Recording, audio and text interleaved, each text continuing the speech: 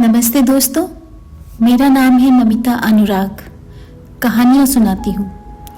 जीवन के आसपास बिखरी कहीं अनकहीं बातों को मैं अपनी नन्ही कहानियों में पिरोती हूँ और फिर आपको सुनाती हूँ अपनी ही आवाज़ में।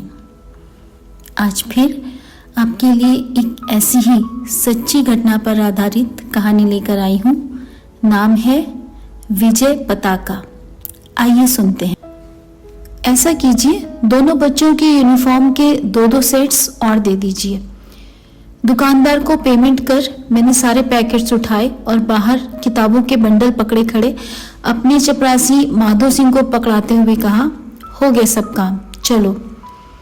फिर सारे पैकेट्स कार में रखवाकर मैंने माधो सिंह को ऑटो से वापस ऑफिस भेज दिया और खुद अपनी कार में दोनों बच्चियों को घर छोड़ने आ गई। इतने समय से लगे लगे अब जाकर सब काम पूरे हो पाए थे। सब काम यानी अन्नोदी की अभय जीजाजी से डिवोर्स की प्रक्रिया और उनकी दोनों बच्चियों का एक अच्छे नामी स्कूल में एडमिशन। अब जाकर थोड़ी शांति मिली थी मुझे कि मेरे बाबा का यह काम तो मैं पूरा कर पाई। दोनों बच्चियों को खाना खिलाकर मैंने और माँ ने भी खा लिया।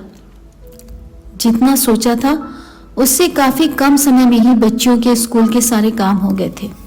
शायद इसलिए कि मिड सेशन था और वर्किंग डे था। माँ ने मुझसे बहुत प्यार से कहा था थोड़ी देर आराम करने के लिए। मैंने भी सोचा अब अगली मीटिंग तो शाम 6 बजे से ही है और बीच में इतना काम भी नहीं है, तो मैं माँ के पास ही रुक जाती हूँ। दोनों बच्चियां थकी हुई तो थी ही, लेटते ही सो गई थी। दूसरे पलंग पर माँ लेटी थी। आज मैं भी पता नहीं कैसे थोड़ी हिम्मत करके माँ के बगल में ही जाकर लेट गई थी। वैसे तो मैं हमेशा अपने कमरे में ही लेटती थी। आशा के विपरीत माँ लेटे लेटे मेरे सिर पर कंधे पर हाथ फेरने लगी थी। बिल्कुल नया सा अनुभव था ये मेरे लिए, जब माँ इस तरह से मेरा दुलार कर रही थी। कितना भरोसा, कितना आश्वासन मिल रहा था मुझे आज, जैसे अब मुझे संसार की कोई ताकत नहीं हरा सकती। अभी तक तो यह मजबूती मुझे सिर्फ मेरे बाबा से ही मिलती रही थी। आज माँ से मिली तो अचानक बाबा मेरी आंखों के आगे आकर मुस्कुराने लगे थे, जैसे कह रहे हो, देखा ना कैसे तूने अपनी माँ को भी जीत लिया, मेरी अपराजिता, मेरी अप्पू। और हमेशा की तरह जोर से हंसे थे। ऐसे में मुझे बाबा की कमी और खलने लगी। माँ भी शायद यही महसूस कर रही थी। तभी अचानक बोल उठी थी, अप्पू तू नाराज तो नहीं है मुझसे? चौंक उठी थी मैं। जीवन में यह प्रथम अवसर था जब माँ ने मुझसे ऐसा कुछ कहा था। ऐसे क्यों कह रही हैं आप? मैंने पूछा। माँ भी चुप थी, मैं भी चुप थी। दोनों सब कुछ जानते थे, सब कुछ समझते थे। कौन किसको समझाए? हम दोनों माँ बेटी विगत के गर्त में डुबकी लगा चुकी थी। बाबा, माँ और हम 3 बहनों का मध्यम वर्गीय परिवार था। माँ बाबा की पहली बेटी आनंदिता यानी मेरी अन्नोदी के जन्म के समय घर में खूब खुशियां मनाई गई थी। उनके 2 वर्ष के होते होते दूसरी संतान की आहट से सभी उत्साहित थे। दबी दबी सी बेटे की चाहत भी थी इस बार, पर आई दूसरी बेटी अर्चिता यानी मेरी अर्चू दी। पापा तो संतुष्ट थे अपनी 2 बेटियों के परिवार के संग, पर माँ की एक बेटे की चाहत ने घर में एक और संतान का आगमन करवा दिया था। पर इस बार भी संतान के रूप में बेटे की जगह आई थी एक और बेटी, तीसरी बेटी यानी मैं, अपराजिता। पहले हम सब एक साथ दादाजी के घर में ही रहते थे। ताऊ, ताई, उनके 2 बच्चे, बड़ी प्रियांशी दी और छोटा प्रगल्भ यानी बबलू। बबलू और मैं हम उम्र थे और माह भर के अंतर पर ही जन्मे थे। माँ अक्सर बताती थी कि जब बबलू और मैं होने वाले थे तब ताई और माँ दोनों ने एक साथ गर्भावस्था का समय खूब एंजॉय किया था। दोनों एक दूसरे की हर तरह से मदद करती थी। दादी के गुस्से से एक दूसरे को बचाया करती थी और सबसे छुप छुप कर एक दूसरे को उसकी पसंद की चीज़ें भी खिलाया करती थी। जब तक मेरा और बबलू का जन्म नहीं हुआ था, दोनों पक्की सहेलियां थीं। शायद ऐसे ही चलता भी रहता, पर ताई के यहाँ आए बेटे यानी बबलू और माँ के यहाँ आई तीसरी बेटी यानी मैं ने ताई का स्वागत दादी के पाले में करवा दिया था। बस इसके बाद से ही दादी के माँ को दिए जाने वाले ताने अक्सर ताई के मुंह से भी सुनाई देने लगे थे। बेटी की माँ और तीसरी बेटी की माँ की एक अनदेखी मजबूत दीवार दोनों के बीच खिंच चुकी थी और इस तरह से एक सीधी सच्ची दोस्ती ने अपने अंत को प्राप्त किया था। बाद में बेटा ना होने के ताने सुनने से बेतरह दुखी माँ की जिद के चलते हम लोग यानी मेरे बाबा का परिवार दादाजी का घर छोड़कर इस नए घर में रहने चला आया था।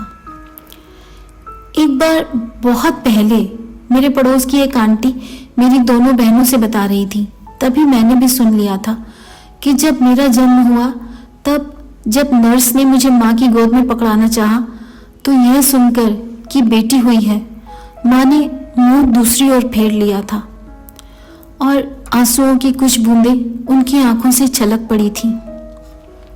मेरे बचपन के दौरान भी माँ मेरी ओर से उदासीन ही रहती थी।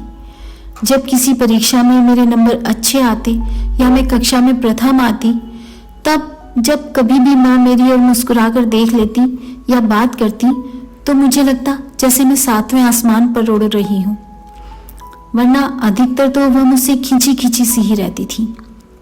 पर मेरे बाबा वो मेरा हौसला कभी कम नहीं होने देते थे। अक्सर वो मुझे गोद में बिठाकर कहते थे, मेरी अप्पू क्या बेटों से कम है, देखना यह बेटों की तरह काम भी करेगी और हमारा नाम भी रोशन करेगी। यह है मेरी अपराजिता। यह सुन माँ एक फीकी सी मुस्कान फेंक काम में व्यस्त हो जाती थी। जाने यह माँ की उस फीकी दर्द भरी मुस्कान का असर था या बाबा के मेरे ऊपर भरोसे का नतीजा था कि मेरा पढ़ने लिखने का शौक बढ़ता चला गया था। छुटपन से ही मुझे यह बात समझ में आने लगी थी कि जीवन में सफल होने के लिए, खासकर माँ को खुश और प्रभावित करने के लिए अच्छी पढ़ाई करना प्रथम अनिवार्यता थी। हर परीक्षा, हर टेस्ट में प्रथम आना जैसे मेरी आदत बन चुकी थी। मेरी दोनों बहनें भी पढ़ाई में बहुत अच्छी थीं, परंतु खानदान में हम सबकी सहानुभूति के पात्र थे। हर कोई जैसे हम पर तरस खाता था। ताऊ हम लोगों के बचपन से ही बाबा को पैसा जोड़ने की सलाह देते थे। उनके अनुसार माँ बाबा पर मुसीबतों का पहाड़ टूटा है। कई बार मैं गुस्से में बाबा से कहती थी कि आप तो कहते हैं कि हम ताऊ के भी बच्चे हैं, तो हमारी शादी की जिम्मेदारी ताऊ की भी तो है, और बबलू के होते आपको भी तो बेटे का सुख मिलना चाहिए। पर मेरी ऐसी बातों को बाबा हंसी में उड़ा दिया करते थे। फिर मुझे समझाते थे कि हम सब एक परिवार हैं, भाई हैं वह मेरे, कोई कुछ भी करे, तुम लोगों को हमेशा सही काम करना है और सबको इज्जत देनी है। उधर ताई भी अपने ही तौर तरीकों से माँ को अक्सर नीचा दिखाती रहती थी, मुझ पर तरस भरी गहरी नजर डालते हुए। 2 लड़कियां तो चलो फिर भी ठीक है बहू, पर तीसरा बच्चा तो लड़का होना ही चाहिए था, जैसे वाक्य कहने से नहीं चूकती थी। ऐसे चुपते हुए वाक्य मेरे मन मस्तिष्क में अपना डेरा जमाते जाते थे और मेरी और अच्छी पढ़ाई करने की इच्छा बलवती होती जाती थी। अभी अन्नूदी ने 20 वर्ष भी पूरे नहीं किए थे कि एक दिन ताऊ उनके लिए एक रिश्ता लेकर आ गए थे। अन्नूदी बेहद मासूम सी, भोली भाली सी, रूप सी बाला थी, जमाने की ऊंच नीच से पूरी तरह से अनजान। उस समय उन्होंने बीए में प्रवेश लिया ही था। खानदान के किसी विवाह समारोह में ताऊ के किसी दोस्त के बेटे अभय अन्नू दी को देख उनके स्निग्ध सौंदर्य से अछूते नहीं रह पाए थे। महीने भर बाद ही ताऊ के माध्यम से उनके घर से अन्नू दी के लिए शादी का प्रस्ताव आ गया था। अर्चू दी और मैंने काफी विरोध किया था इस विवाह का, पर ताऊ का मानना था कि हीरे जैसा लड़का है, जाना पहचाना घर बार है, 3 बेटियां निपटानी है बाबा को, तो इस रिश्ते को हाथ से जाने देना निरी मूर्खता ही होगी। यह सब बातें सुन सुनकर अन्नू दी ने भी इस विवाह के लिए हामी भर दी थी। जल्दी ही हमारी हैसियत के अनुसार अन्नू दी का विवाह हो गया था। तब तक मैं एक प्रतिष्ठित इंस्टीट्यूट से अपनी बीटेक की डिग्री ले चुकी थी। मेरा सपना था किसी अच्छी पीएसयू यानी पब्लिक सेक्टर अंडरटेकिंग में काम करना। मैंने गेट की परीक्षा भी बहुत अच्छी रैंक के साथ उत्तीर्ण की थी। इसके बाद मेरा सिलेक्शन मेरी ड्रीम पीएसयू में हो गया था। मुझे मेरी मंजिल दिख गई थी, बस अब मेहनत से आगे बढ़ना था। इस बीच पता चला था अर्चू दी किसी को पसंद करती हैं। मलय जीजा जी में कोई कमी नहीं थी, सिवाय इसके कि वह अभय जीजा जी के मुकाबले रईसी में काफी नीचे के पायदान पर थे। हालांकि समझ और संस्कारों में उनसे ऊंचे पायदान पर थे। दूसरे, उस समय तक अभय जीजा जी और उनके घर वालों की कलई उतरनी भी शुरू हो गई थी। ये सब देखते हुए अर्चू दी की शादी मलय जीजा जी से तय कर दी गई थी। अर्चू दी और मलय जीजा जी दोनों की नौकरी अच्छी थी और अर्चू दी अपनी ससुराल में खुश थी। इधर अन्नू दी के कभी हाथ में पट्टी बंधी होती, कभी चेहरे पर सूजन दिखाई देती।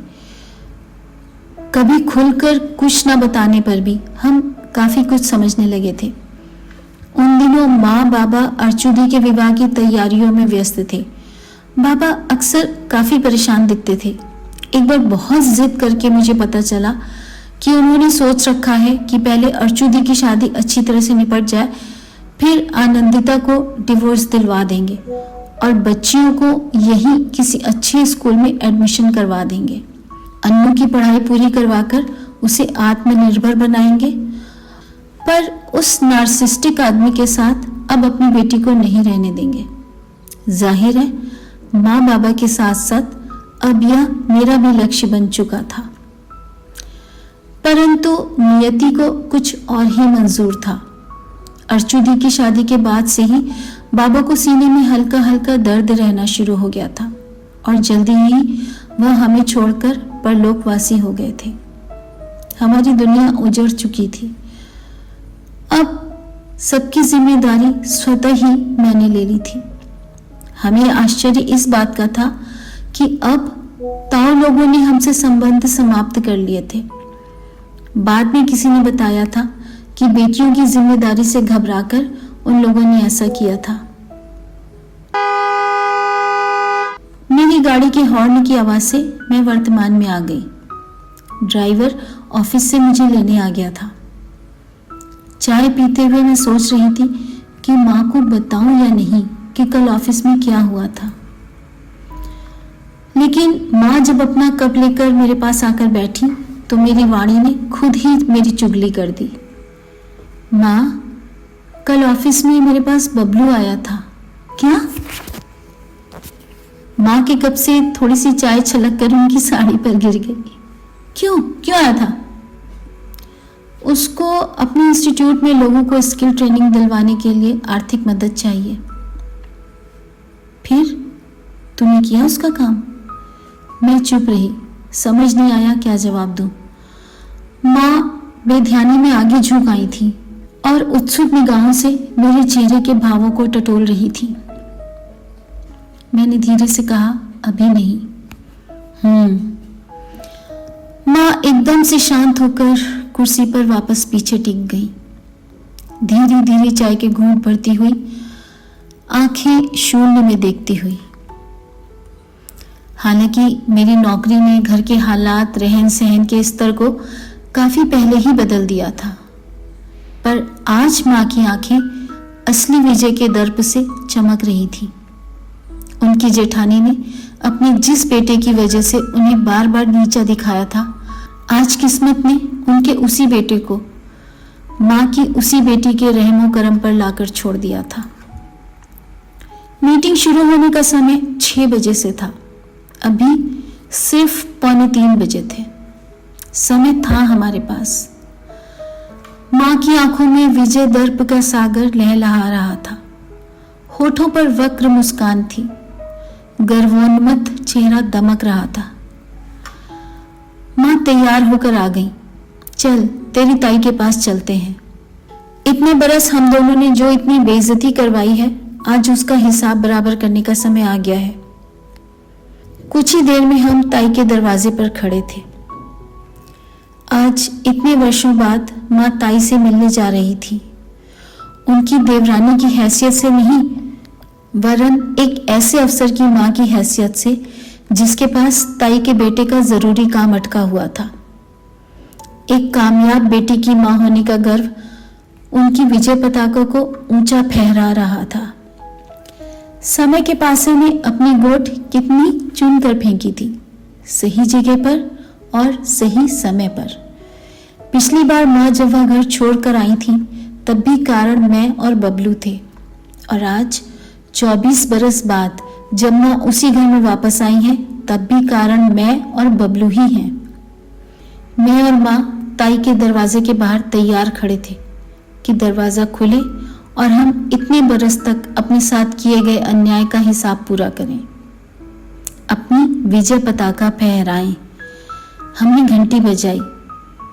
अंदर से कुछ देर तक कोई जवाब नहीं आया, पर उन क्षणों में न जाने क्या हुआ, बाबा की बातें याद आने लगी मुझे। असली अपराजिता वही है जो दूसरों को भी पराजित ना होने दे। वह तो तुम्हारा अपना परिवार है। मेरे अंदर जैसे कुछ बिखरने सा लगा था। मैंने माँ से कहा, माँ, रहने देते हैं ना, अब तो यह साबित हो ही गया है कि आपकी बेटी किसी बेटे से कम नहीं है। किसी दुखियारे को और दुख क्या देना, चलिए वापस चलते हैं। माँ ने धीरे से गर्दन घुमाकर मेरी ओर देखा। शायद वह भी ऐसा ही कुछ कहने के लिए मुंह खोलने ही वाली थी कि तभी खड़ाक की आवाज के साथ दरवाजा खुल गया। सामने ताई खड़ी थी, पर ये तो पहले वाली रोबीली ताई न होकर कोई दूसरी ही ताई थी। निर्बल कलेवर एक साधारण सी सूती धोती में लिपटा हुआ था। ढेर सारी झुर्रियों वाला चेहरा मुरझाया सा था। आंखों में दीनता का भाव पसरा हुआ था। माँ को देख ताई अचकचा गई। फिर अस्फुट स्वर में मुंह से निकला, अरे सरोज। फिर मुझे देखकर बोली, ये कौन है?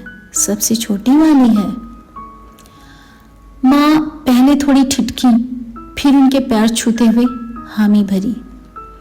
अच्छा, इसी के बारे में बबलू बता रहा था कल। अंदर दालान में जाकर बैठते हुए मेरी आंखों के आगे बचपन के वही दृश्य साकार हो उठे थे, जब बबलू भैया मुझे लड़की तीसरी लड़की कहकर चिढ़ाया करते थे और ताई हमें ताने दिया करती थी। ताऊ के बाद से घर की खस्ता हालत के बारे में बताते हुए ताई ने बबलू के इंस्टीट्यूट की गिरती हुई हालत के बारे में भी बताया। पैसा बिल्कुल है नहीं, काम करे तो कैसे। अब सरकार के यहाँ अर्जी दी है। कल बता रहा था कि जिस अफसर के हाथ में सब कुछ है वह अपनी अप्पू ही है। शर्मिंदा भी हो रहा था कि किस मुंह से जाऊं उसके पास, जाऊं या ना जाऊं। ताई की आंखें बार बार भर आ रही थी, जिन्हें वो पल्लू से पोंछती जा रही थी। शायद कुछ और भी कहना चाह रही थी, पर कह नहीं पा रही थी।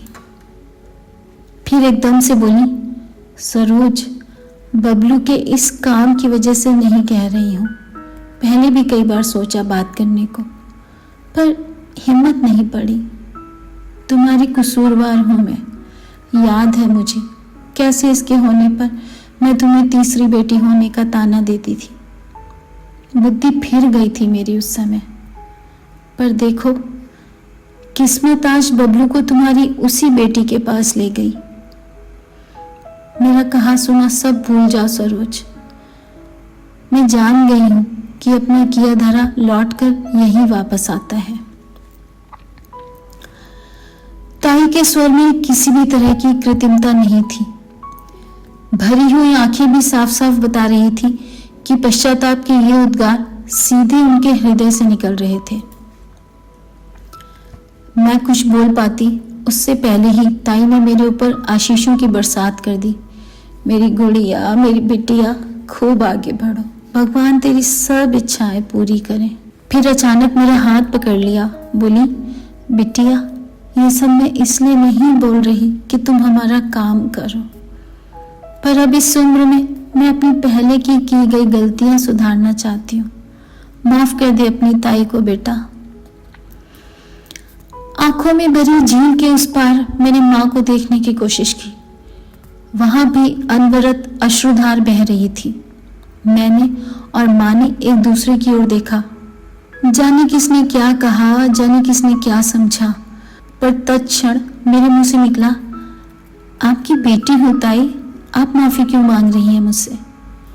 ठीक उसी क्षण माँ के मुंह से भी यही निकला था, अरे जीजी, आपकी बेटी है, बबलू उसका भाई है, उसका काम नहीं करेगी तो किसका करेगी। रिश्तों पर बरसों से जमा कुहासा छट चुका था। जेठानी देवरानी के गिले शिकवे चुक गए थे और मैं ताई की छोटी सी रसोई में हम तीनों के लिए चाय बना रही थी। दालान से ताई और माँ की आवाजें आ रही थी। दोनों अपने पुराने दिनों की यादें ताजा कर रही थी। माँ कह रही थी, और याद है जीजी जब हम अम्मा जी से झूठ बोलकर कि कुछ देर आराम करने जा रहे हैं, खेत में अंबिया चुराने चले जाते थे और बाबूजी की आवाज आते ही कैसे घबराकर गिरते पड़ते भागते थे। फिर दोनों के समवेत कहां की आवाज से मैं भी रसोई में मुस्कुरा पड़ी थी।